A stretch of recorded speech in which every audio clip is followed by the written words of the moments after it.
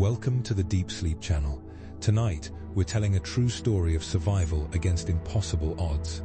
A story of a man trapped alone in a remote canyon with no one knowing where he was. A story of 5 days without food or water in the blazing desert heat. A story of a choice between death and amputation. A story that reveals the extraordinary power of the human spirit. This is the story of Aron Ralston. On April 26, 2003, Aron set out on what he thought would be a routine adventure. He went canyoneering in Blue John Canyon in southeastern Utah.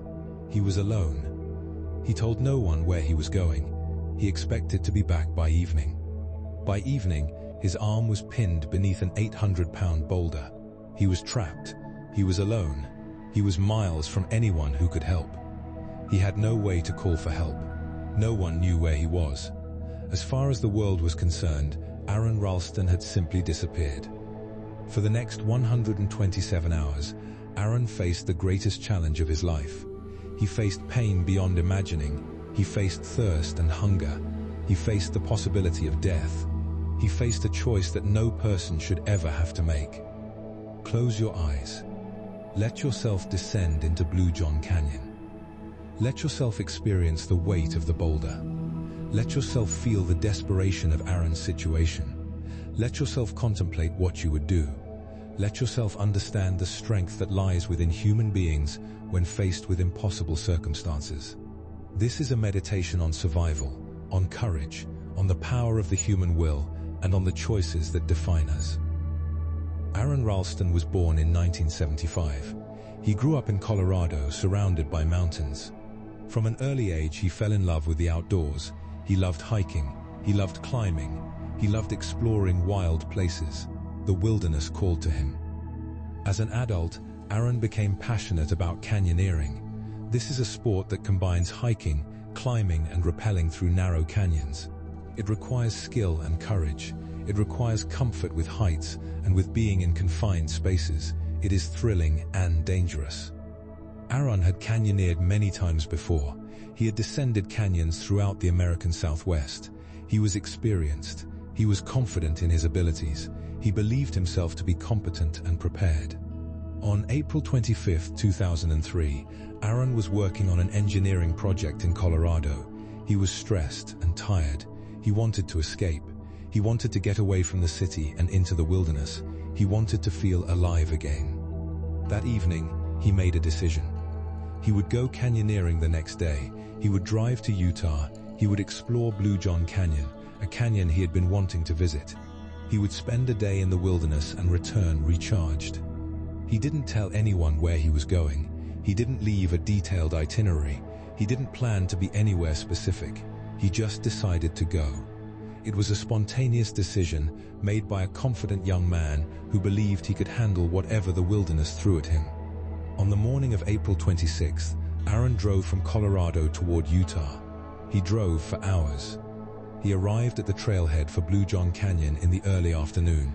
He put on his canyoneering gear. He checked his equipment. He had a harness, a rope, a helmet, climbing shoes. He had a camera to document the adventure. He set out into the canyon alone. The canyon was beautiful. Red rock walls rose on either side. The light filtered through narrow openings above, creating shafts of golden illumination. The canyon was peaceful and remote. Aron felt alive. He descended deeper into the canyon. He rappelled down waterfalls. He hiked through narrow passages. He scrambled over boulders. He was having the time of his life. The stress from work fell away. He was present. He was in the moment. He was exactly where he wanted to be. Around mid-afternoon, Aron reached a section of the canyon called Nutty Bypass. This is a narrow passageway between two boulders. The passage is only a few feet wide.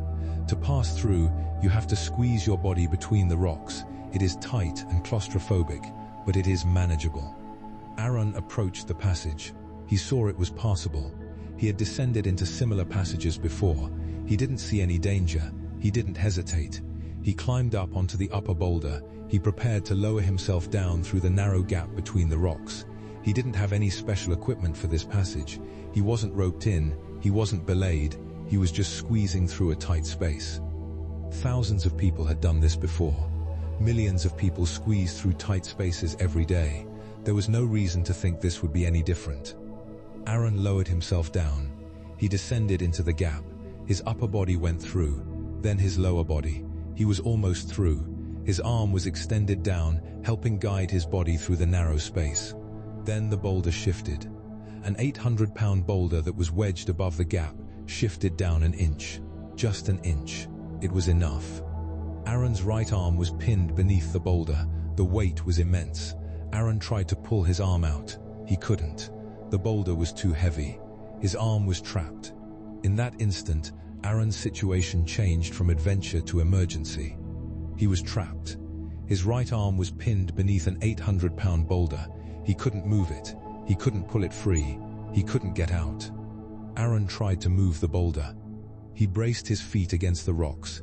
He pushed with his left arm and his legs. He tried to lift the boulder off his arm. The boulder didn't budge. It was too heavy. His strength was insufficient. He was well built and muscular, but he was not strong enough to move an 800-pound boulder. He tried to move his arm. Maybe he could contort it in a way that would free him from beneath the boulder. He twisted his wrist. He twisted his forearm. He tried to slip his hand out by compressing it. Nothing worked. The boulder held his arm in an iron grip. Aron assessed his situation. He was trapped. No one knew where he was. He had told no one he was going to Blue John Canyon. He hadn't told anyone he would be alone. He had simply driven out in the morning and disappeared. The likelihood of a random hiker coming by was extremely low. This was a remote canyon in a remote area. He might not see another person for days. He had water. He had brought 2 liters of water with him. He had a helmet, climbing gear, and a camera. But he had no radio. He had no satellite phone. He had no way to communicate with the outside world. He had no way to call for help. He was alone. He was trapped. He was on his own. Aron tried to stay calm. Panic would not help. He needed to think clearly. He needed to figure out how to escape this situation. He tried to call for help. He shouted into the canyon. His voice echoed off the rock walls, but there was no one to hear him. His calls were absorbed by the vast wilderness. They changed nothing. He tried pulling on his arm again. He tried moving the boulder again. He tried different angles and different approaches. Nothing worked. The boulder remained unmoved. His arm remained trapped. Aron realized he needed to wait. Someone would realize he was missing. His family would wonder where he was. Eventually, someone would search for him. Eventually, help would come. He just needed to survive until then. But waiting presented its own challenges. He had 2 liters of water. In the desert heat, that might last him a day, maybe 2 if he rationed carefully. After that, he would be without water. Dehydration in the desert heat could kill him in a matter of days. He was in a narrow canyon. The heat was intense. The sun beat down on the rocks. The canyon was like an oven. He was sweating heavily. His water was his lifeline. He needed to drink enough to stay alive, but not so much that he ran out. As the hours passed, Aron's situation became clearer. He was going to be here longer than a few hours. He might be here for days. He needed to prepare for a longer ordeal. He tried to create a more comfortable position. He was hanging by his trapped arm. His body was twisted beneath the boulder. This position was acutely painful. His arm was being crushed. His blood flow was being cut off. The pain was intense and unrelenting. He tried to sit down. He tried to position himself so that his trapped arm was not bearing as much of his weight. He tried to make the situation more bearable, but there was only so much he could do. He was trapped. Discomfort was part of the reality of being trapped. Night came. As the sun set, the temperature dropped. The canyon, which had been stifling hot during the day, became cold at night. Aron was wearing light canyoneering clothes. He didn't have a jacket. He didn't have a sleeping bag. He was cold. He tried to stay warm by moving around, but movement only caused his trapped arm more pain. He shivered through the night. He tried to sleep, but sleep was nearly impossible. This ain't his huge Nelbane. The mathematics of survival was stark. He had 2 liters of water. In this heat, he would need to drink more than that in a few days just to survive. After his water ran out, he would have only a few more days before dehydration became fatal. Aron tried to think of solutions. Maybe he could use his climbing rope to set up some kind of pulley system. Maybe he could rig a contraption that would allow him to lift the boulder. He had a 150-foot climbing rope. He tried various configurations, but the angle was wrong. The anchor points weren't suitable. Nothing worked. His rope and his knowledge of rope systems couldn't overcome the fundamental problem. The boulder was too heavy. He couldn't move it. He tried to break the boulder. Maybe he could use his climbing gear as a hammer or a chisel. Maybe he could break the boulder into smaller pieces. He tried smashing the boulder with rocks. The boulder didn't break. It was solid stone. It was indifferent to his attempts to break it. He tried to work his arm free by different methods. He tried to use leverage. He tried to use angle. He tried to squeeze and twist in new ways. His arm remained trapped. The boulder remained unmoved. On the second day, dehydration was beginning to affect him. His lips were dry. His mouth was dry. His throat was dry. He was thirsty, but he couldn't drink too much. He had to ration. He had to make his water last as long as possible. He started to hallucinate. In the heat, his mind began to play tricks. He saw things that weren't there. He heard things. His mind was responding to the stress and the heat and the dehydration. He tried to stay grounded in reality. He tried to remember who he was and where he was, but reality was becoming slippery. On the third day, Aron realized something. He was not getting out of this canyon on his own. The boulder was not going to move. He was not going to find a way to lift it or break it or work his arm free. He was trapped, truly trapped. This realization was terrifying. It meant that something had to change. Either someone had to find him or he had to do something drastic. There was no third option. He thought about amputating his arm. The idea was horrifying. Losing his arm, cutting through muscle and bone with a simple climbing tool. The pain would be unimaginable. And even if he succeeded, would he be able to get out of the canyon? Would he survive the blood loss? Would infection kill him before he could get to medical help? But as time passed, amputation began to seem less like a horrifying fantasy and more like a realistic option. His arm was already being crushed. The blood flow was being cut off. His arm was dying. If he didn't amputate, his arm would become gangrenous. The infection would spread to his body. He would die from the infection. Maybe amputation was not a choice between life and death. Maybe it was a choice between two kinds of death. And if he had to die anyway, maybe losing his arm to save his life was the lesser sacrifice. But he wasn't ready yet.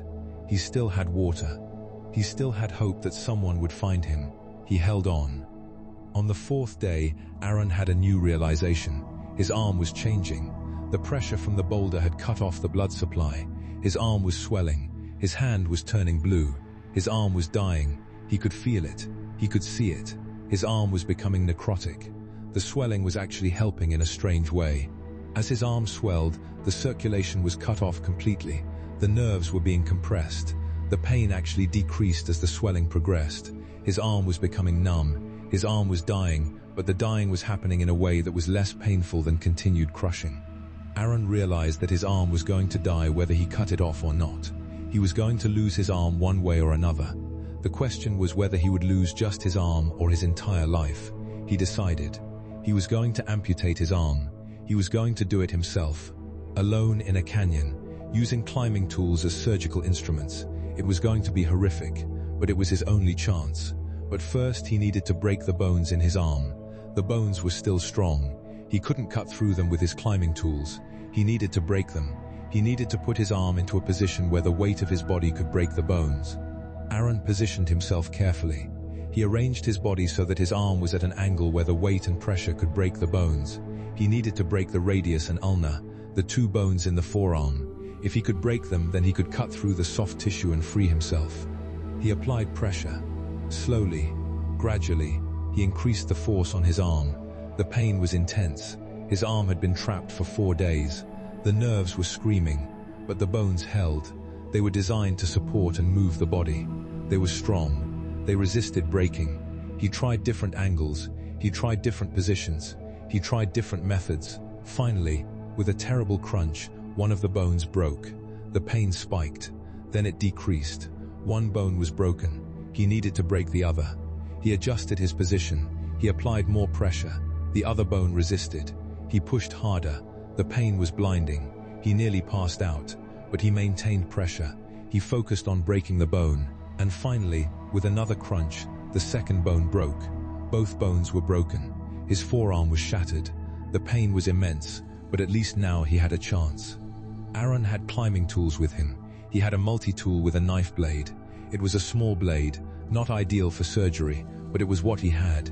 He began to cut through the soft tissue of his arm. He cut through muscle and tendon and nerve. The pain was beyond description. His arm was still partially functional. The nerves were still firing. He was literally cutting through his own living body. He cut and cut. He worked methodically despite the pain and horror of what he was doing. He severed the tissues connecting his hand and forearm. The blood was flowing. He was losing blood, but there was no alternative. He had already made his choice. Finally, the last tissue was severed. His arm fell away. He was free. He had amputated his arm. He had done the impossible. He had saved his life. But now he had a new problem. He was bleeding heavily. If he didn't stop the bleeding, he would die from blood loss. He needed to apply pressure to the wound. He needed to create a tourniquet. He needed to get himself out of this canyon and to medical help as quickly as possible. Aron wrapped the stump with cloth torn from his clothing. He tied his climbing rope around his arm above the wound, creating a crude tourniquet. The tourniquet cut off the bleeding. He was still losing blood, but much more slowly. He was weak from blood loss and dehydration. He was in shock. His arm was gone, but he was alive. He was conscious. He was mobile. He could move. He could escape. He began to climb. His one arm was not enough to climb normally, but desperation gave him strength. He climbed out of the narrow passage where he had been trapped. He climbed up the canyon wall. He used his one arm and his legs. He pulled himself upward. Progress was agonizingly slow, but he was moving. Time became strange. Minutes and hours blurred together. He was in pain. He was in shock. He was moving on pure adrenaline and the will to survive. He climbed and climbed. He moved through the canyon, heading out toward the trailhead. Aron realized he didn't know how much time had passed since he amputated his arm. Had it been minutes or hours? His mind was foggy. He needed to find help soon. He was still bleeding. He was still weak. He might pass out. If he passed out in the middle of the canyon with no one to help, he would die. He heard something, a sound, a helicopter. People were looking for him. The search had begun. His absence had been noticed. Search and rescue had been called. They were looking for him. Aron used the last of his strength to make noise. He shouted. He waved his remaining arm. He made himself visible. The helicopter circled. The crew had seen him. They had found him. Help arrived. Rescue climbers descended into the canyon. They helped him out. They applied first aid to the stump of his arm. They transported him to a helicopter. The helicopter rushed him to a hospital. At the hospital, doctors worked to save Aron's life. His remaining stump had to be properly amputated and treated. He had lost so much blood that he was barely conscious. He had suffered severe dehydration. His body had been through an ordeal that would have killed most people. But Aron survived. Through surgery and intensive medical care, he was pulled back from the brink of death. His severed arm could not be reattached. It was too damaged. Too much time had passed since amputation. But his life was saved. He lived. After his recovery, Aron faced a new challenge. Living life as an amputee, learning to adjust to having one arm, grieving the loss of his limb, dealing with the psychological trauma of what he had experienced. But Aron had already proven that he was capable of extraordinary things. He had survived the unsurvivable. He had done the unthinkable. He had amputated his own arm to save his life.